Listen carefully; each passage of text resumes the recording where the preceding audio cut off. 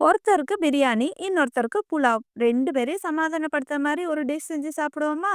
இதுக்கு முதல்ல ஒரு பெரிய கடாயில 4 ஸ்பூன் எண்ணெய் விட்டு, ஒரு பிரியாணி இலை, பட்டை, 2 ஏலக்காய், 1 ஸ்பூன் சோம்பு, ஜீரகம், கொஞ்சமா வெங்காயம், இஞ்சி பூண்டு பேஸ்ட்டு, 1 தக்காளி, காயில பொடியா நறுக்குன குடமிளகாய், பீன்ஸ், கேரட், பட்டாணி மிக்ஸ் பண்ணி விட்டு மசாலால 1/2 ஸ்பூன் மஞ்சள் தூள், 1 ஸ்பூன் மிளகாய் தூள், காஷ்மீரி மிளகாய் தூள், 3 ஸ்பூன் பாவ் பாஜி மசாலா, தேவையான அளவுக்கு உப்பு, தண்ணி சேர்த்து 15 நிமிஷம் வேக விடுங்க.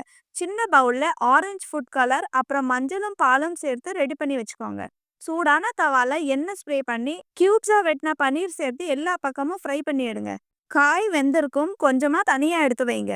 லாஸ்டா லேயரிங்க்கு கொஞ்சமா பன்னீர் ஆட் பண்ணுங்க. 90% வெந்த பாஸ்மதி ரைஸ் ஒரு லேயர், அதுக்கு மேல எடுத்து வச்சிருந்த காய், பன்னீர், கொஞ்சமா orange food colour and yellow food colour, இன்னொரு layer rice, paneer, orange and yellow food colour, கடைசியா மல்லி இலை தூவி 5 நிமிஷம் தம் போட்டு வச்சிருங்க. கேஸ் ஆஃப் பண்ணிட்டு 5 நிமிஷம் கழிச்சு சர்வ் பண்ணுங்க.